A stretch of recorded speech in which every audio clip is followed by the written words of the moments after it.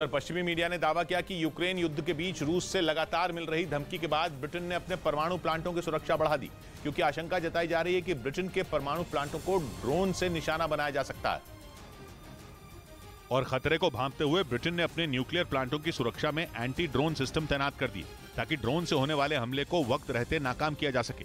इसकी नौबत इसलिए आई क्योंकि पश्चिमी मीडिया ने यह आशंका जताई कि ब्रिटेन के परमाणु प्लांटों पर किसी भी वक्त हमले हो सकते हैं। दावा किया जा रहा है कि पुतिन की सेना ड्रोन से हमले को अंजाम देगी, क्योंकि 11 महीनों से चल रही इस जंग में ब्रिटेन यूक्रेन के साथ खड़ा है और वो रूस को रोकने के लिए उसे एक से बढ़कर एक हथियार भी दे रहा है। इसी वजह से पुतिन ब्रिटेन पर भड़के हुए हैं और वो कई बार उस पर हमले की धमकी दे चुके हैं, जिसकी परवाह न करते हुए ब्रिटेन युद्ध में यूक्रेन को खतरनाक टैंक और दूसरे हथियारों की सप्लाई करने में जुटा है। इसी वजह से यह माना जा रहा है कि पुतिन ब्रिटेन को सबक सिखाने के लिए उस पर धावा बोल सकते हैं।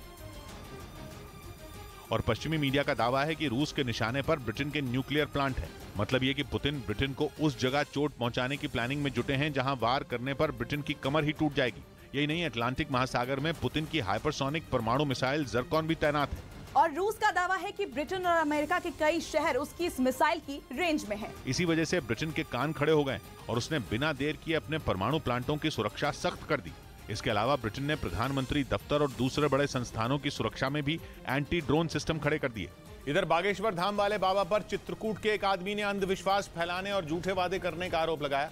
उसका इल्जाम है कि उसकी पत्नी पिछले साल जुलाई में बागेश्वर धाम में गुम हो गई थी, जिसकी शिकायत करने पर धीरेन्द्र कृष्ण शास्त्री ने आधे घंटे में उनके मिल जाने का भरोसा दिया, लेकिन 7 महीने बाद तक उनकी कोई खबर नहीं लगी। कहा रो नहीं, उसका पता आ गया है, फोटो आ गई है, हम आधा घंटा बाद बता देंगे। चित्रकूट के रहने वाले दुर्गा प्रसाद रैकवार के मुताबिक वो अपनी पत्नी को भूत प्रेत की शिकायत की वजह से बागेश्वर धाम ले गए थे, जहां उनकी पत्नी अचानक गायब हो गई।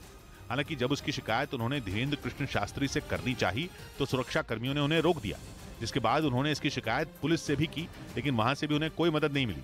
इस बीच सीरिया में आईएसआईएस के खिलाफ अमेरिका ने एक बार फिर बहुत बड़े ऑपरेशन को अंजाम दिया। सीरिया की सेना ने दावा किया कि इस ऑपरेशन में आईएसआईएस के 60 से ज्यादा आतंकी पकड़े गए, जिन्होंने वहां के शहर रक्का से करीब 20 किलोमीटर दूर एक इलाके को अपना गढ़ बना रखा था। सीरिया की सेना के मुताबिक अमेरिकी खुफिया एजेंसी से ही उन्हें इन आतंकियों के ठिकाने की खबर मिली, जिसके बाद अमेरिका की अगुवाई वाली गठबंधन सेना ने एक बड़ा ऑपरेशन शुरू किया। कई बख्तरबंद गाड़ियों में सवार होकर जवान उस इलाके में पहुंचे जहां आईएसआईएस के आतंकियों के होने की खबर मिली थी। इस ऑपरेशन के सामने आए एक वीडियो में दिखाई दिया कि गठबंधन सेना के पहुंचते ही पूरे इलाके में भगदड़ मच गई। ड्रोन से लिए गए वीडियो में कई आतंकी जान बचाने के लिए भागते दिखाई दिए, जिन्हें धर दबोचा गया। सीरिया ने दावा किया कि इस ऑपरेशन में आईएसआईएस के एक कमांडर समेत 60 से ज्यादा आतंकी पकड़े गए। इधर दिल्ली में आम आदमी पार्टी की मेयर उम्मीदवार शैली ओबरॉय वक्त पर चुनाव कराने की मांग को लेकर सुप्रीम कोर्ट पहुंच गई, जिस पर सुबह सुनवाई हो सकती है। याचिका में उन्होंने मेयर का चुनाव जल्द कराने और मनोनीत पार्षदों को वोटिंग से दूर रखने की मांग की। नंबर इनके पास है, बहुमत इनके पास है, तो ये बताएं अपना मेयर क्यों नहीं बना रहे। वहीं बीजेपी ने चुनाव में देरी पर आम आदमी पार्टी से सवाल पूछे। दिल्ली के नगर निगम एमसीडी में पहले 6 और फिर 24 जनवरी को मेयर का चुनाव होना था, लेकिन हंगामे की वजह से दोनों बार इसे टालना पड़ा।